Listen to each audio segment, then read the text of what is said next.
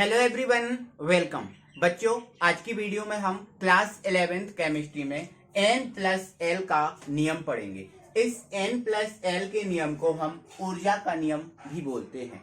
अब एक बात यह है कि N+L के जो नियम है उसे हम ऊर्जा का नियम क्यों बोलते हैं, तो इसका कारण यह है दोस्तों कि जो ये नियम है N+L का नियम, ये N+L का नियम हमें कक्षकों की ऊर्जा की जानकारी देता है। मतलब कक्षकों की ऊर्जा की किस प्रकार से जानकारी देता है, मतलब इसका ये है, ये नियम हमें बताता है कि किस कक्षक की ऊर्जा कम है और किस कक्षक की ऊर्जा ज्यादा है। तो ये कैसे बताता है किस कक्षक की ऊर्जा कम है या किस कक्षक की ऊर्जा ज्यादा है, तो दोस्तों ये इस प्रकार से बताता है, जिस प्रकार से जिस कक्षक के लिए N+L का मान कम होगा उस कक्षक की ऊर्जा कम होगी, और जिस कक्षक के लिए N+L का मान अधिक होगा उस कक्षक की ऊर्जा अधिक होगी, है ना। तो इसलिए हम इसे क्या बोलते हैं, ऊर्जा का नियम भी कहते हैं, क्योंकि ये कक्षकों की ऊर्जा को बताता है कि किस कक्षक की ऊर्जा ज्यादा है या किस कक्षक की ऊर्जा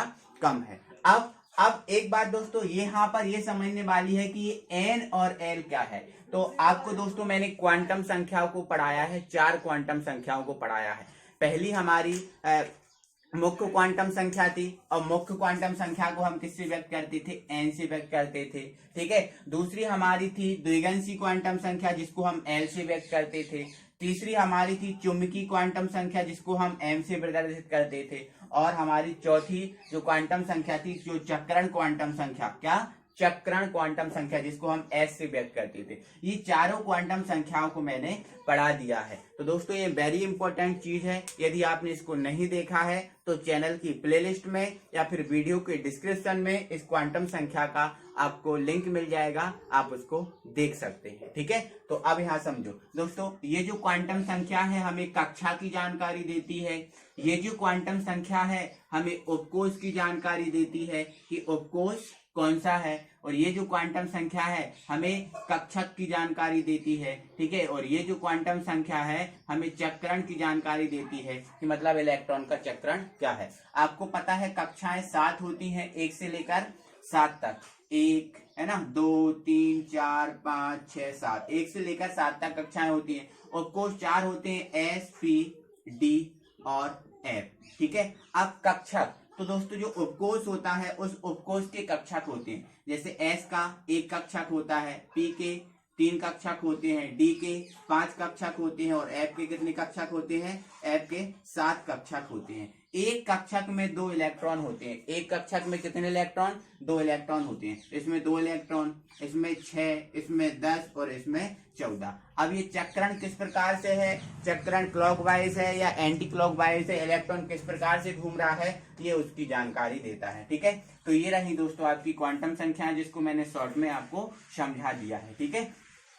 तो दोस्तों जो N+L का नियम है, यह नियम हमें यह बताता है, क्या बताता है, हमें यह बताता है कि किस कक्षक की ऊर्जा कम है या किस कक्षक की ऊर्जा ज्यादा है। हमें ये नियम बताता है N+L का नियम। हमें किसी कक्षक की ऊर्जा पता करना है तो N+L के नियम से पता कर सकते हैं। N+L का मान जिसके लिए कम होगा उसकी ऊर्जा कम होगी, और जिसके लिए ज्यादा होगा उसकी ऊर्जा अधिक होगी। अब हम इस नियम के अनुसार जाते हैं, ठीक है। एक बात याद रखना कि दोस्तों ये जो नियम है इलेक्ट्रॉन भरने का नियम है, ठीक है। जो इलेक्ट्रॉन उपकोषों में कक्षाओं में भराए जाते हैं उसका नियम, ठीक है।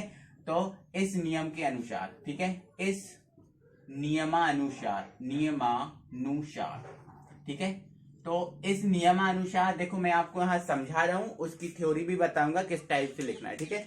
तो इस नियमानुसार, तो दोस्तों इस नियमानुसार ये कहता है, नियम नंबर 1 ये कहता है कि N+L, क्या बोला मैंने, इस नियम के अनुसार नंबर 1 N+L का मान जिसके लिए कम होगा, जिस कक्षक के लिए N+L का मान कम होगा वो भराएगा पहले, वो वाला कक्षक भराएगा पहले, और जिस कक्षक के लिए N+L का मान अधिक होगा वो कक्षक भराएगा बाद में। समझ में आपको आया? ये चीज याद रखना। नियम नंबर 1 कहता है कि n+l का मान जिसके लिए कम होगा वो कक्षक पहले भराएगा, एवं n+l का मान जिसके लिए अधिक होगा वह कक्षक बाद में भराएगा। अब कैसे? तो देखो इधर, जैसे मान के चलो दोस्तों, ये लिखा है 1s और ये लिखा है 2s, ये लिखा है 1s और ये लिखा है 2s। तो हम इसमें देखते हैं n+l का मान किसके लिए ज्यादा है, किसके लिए कम है ना? तो देखो, इसके लिए मैंने एक टेबल का निर्माण कर लिया, ठीक है। अब n क्या होता है? तो n कक्षाओं की संख्या बताती है। किसकी संख्या? कक्षाओं की। तो अगर हम देखें दोस्तों, यहाँ पर n का मान, तो देखो कक्षा, इसमें देखो यहाँ पर क्या लगा है? 1 लगा है, मतलब इसमें पहली कक्षा है, मतलब इसका क्या है? पहली कक्षा है। तो n का मान पहली कक्षा के लिए क्या होता है? 1 होता है, तो ये हो गया 1, ठीक है। पहली कक्षा है तो n का मान 1 हो गया। अब इसमें कौन सी कक्षा है? तो इसमें दूसरी कक्षा है। क्यों? क्योंकि इसके आगे 2 लगा है, जो आगे जो संख्या होती है वह उसकी कक्षा को बताती है। तो इसमें n का मान कितना है? 2 है, तो n का मान कितना आ गया? 2 आ गया। अब हमें किसका मान निकालना है? l का मान निकालना है, ठीक है। तो आपको एक चीज क्लियर करा दी थी दोस्तों, s p d f। s के लिए जो l होता है वो 0 होता है, p के लिए 1 होता है, d के लिए 2 होता है और f के लिए क्या होता है? 3 होता है। जब हमने क्वांटम संख्या बताई थी तो ये सब चीजें क्लियर की थी, है ना। तो s है, s के लिए l का मान क्या होगा? 0 होगा। अब ये यहाँ पर भी s है तो इसके लिए भी l का मान क्या होगा? 0 होगा। क्या होगा?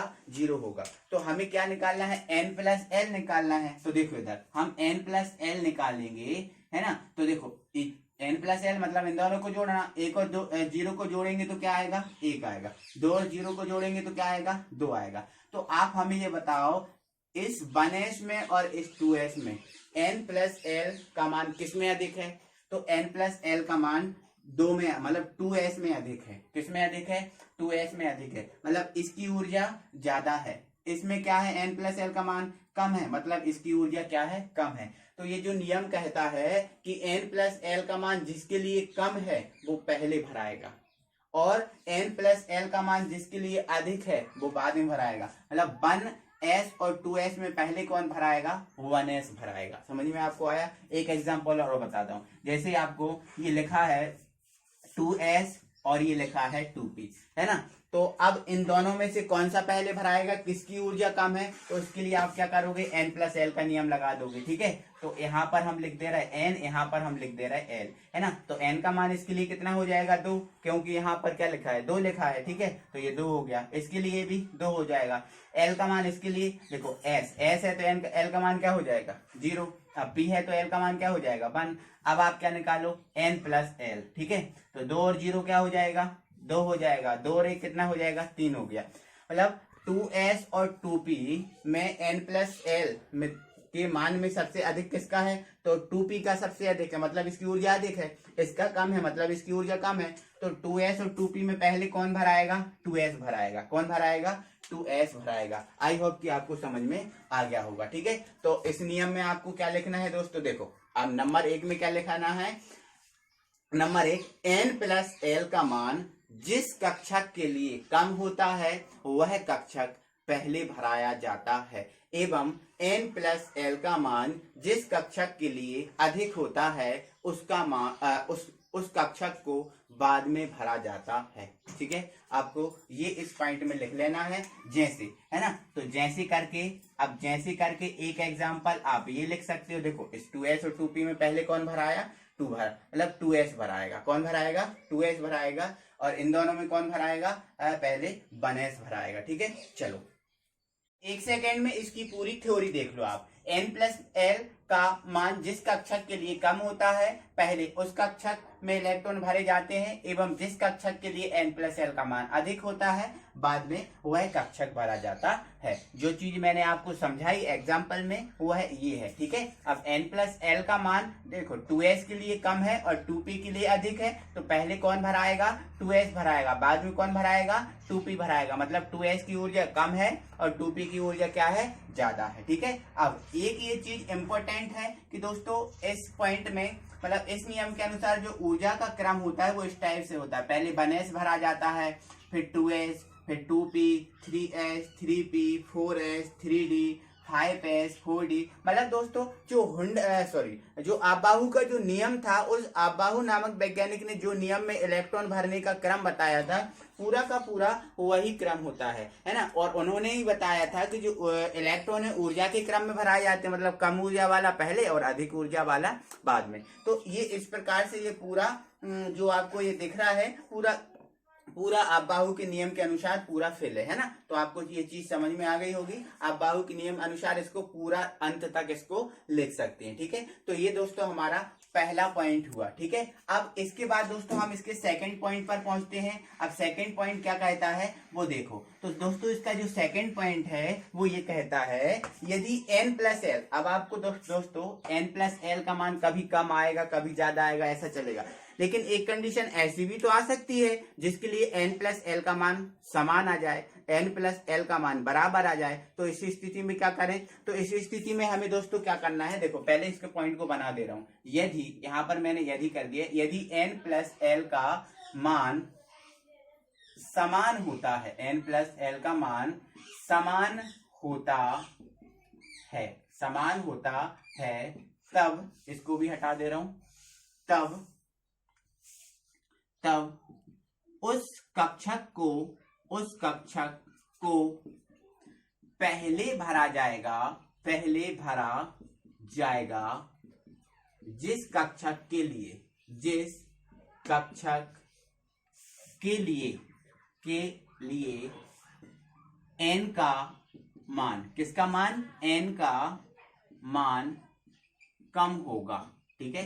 अब ये चीज याद रखना, ठीक है। अब n+l का मान कम ज्यादा है तो कम वाला पहले भराएगा, अधिक वाला बाद में भराएगा। अब ऐसी कोई कंडीशन आ जाती है कि n+l का मान क्या है? समान है। दोनों कक्षकों के लिए n+l का मान समान है। तो पहले आप उस कक्षक को भरोगे जिस कक्षक के लिए जो n है, उस n का मान क्या होगा? n का मान क्या होगा? कम होगा। अब देखो मैं इसके लिए आपको बता रहा हूं, ठीक है। जैसे मैंने एक 3p और एक 4s दो कक्षक ले लिए, एक मैंने ले लिया है 3p ले लिया है और एक हमने 4s ले लिया, ठीक है। अब इनमें से हम किसको पहले भरें उसको हमें पता करना है। तो देखो इधर दोस्तों, ठीक है। अब समझना है यहाँ बात को। अब देखो यहां से हमने देखा n का मान, तो n का मान इसके लिए कितना है? 3 है। समझ में आपको आया? जो यहाँ पर होता है वो n का मान होता है। अब इसके लिए कितना है? n का मान 4 है, क्योंकि यहाँ पर क्या है? 4। अब l के मान की बात करें तो l का मान देखो p है, तो p के लिए क्या होता है? 1 होता है, अभी बताया। अब s है तो s के लिए क्या होता है? 0 होता है, ठीक है। अब आप क्या करो? n+l को निकालो। तो n+l को निकालेंगे तो 3 और 1 कितना हो गया? 4 हो गया। और 4 और 0 कितना हो गया? 4 हो गया। अब देखो n+l का मान दोनों के लिए क्या आ गया? समान आ गया। n+l का मान दोनों के लिए क्या आ गया? समान आ गया। तो ऐसी स्थिति में अब देखो हमने तो ये पढ़ा था कि कम है तो पहले कम वाले को भरोगे, इसके बाद अधिक वाले को भरोगे। अब इसमें तो समान आ गया तो पहले किसको भरें? तो देखो दूसरा पॉइंट हमारा यही कहता है कि अगर समान है तो पहले आप उसको भरो जिसके लिए n का मान कम है ना। तो इन दोनों में n का मान किसके लिए कम है? तो n का मान इसके लिए कितना है? 3 है। इसके लिए कितना है? 4 है। मतलब 3p जो है वो पहले भराएगा। 3p क्या होगा? पहले भराएगा। और जो 4s है वो बाद में भराएगा। मतलब इसकी ऊर्जा क्या रहेगी? फिर कम रहेगी और इसकी ऊर्जा फिर क्या रहेगी? ज्यादा रहेगी, बराबर वाली कंडीशन में, है ना। तो ये चीज आपको याद रखना है। और दोस्तों ये हमारा पॉइंट नंबर क्या था? 2 था, है ना। अब इस प्रकार से दोस्तों हम कई कक्षकों का चेक कर सकते हैं, किस प्रकार की कौन सी कक्षक की ऊर्जा कम है, कौन सी कक्षक की ऊर्जा ज्यादा है। इस प्रकार से लगभग जितने कक्षक होते हैं उन सभी कक्षकों की हम ऊर्जाओं को बता सकते हैं। और ये हम बता सकते हैं किसमें इलेक्ट्रॉन पहले भराएगा और किसमें इलेक्ट्रॉन बाद में भराएगा। तो आई होप दोस्तों कि आपको बहुत अच्छे से एक एक चीज क्लियर इसमें हो गई होगी, ठीक है। तो ये पॉइंट नंबर 2 था। तो दोस्तों वीडियो अच्छा लगा है तो वीडियो को लाइक कीजिए, अपने दोस्तों लोगों को भी शेयर कीजिए। और यदि आपने अभी तक हमारे चैनल को सब्सक्राइब नहीं किया है तो प्लीज चैनल को सब्सक्राइब कर लीजिए और बेल आइकन को प्रेस कर लीजिए। अगली वीडियो में हम फिर मिलेंगे, तब तक के लिए थैंक यू वेरी मच।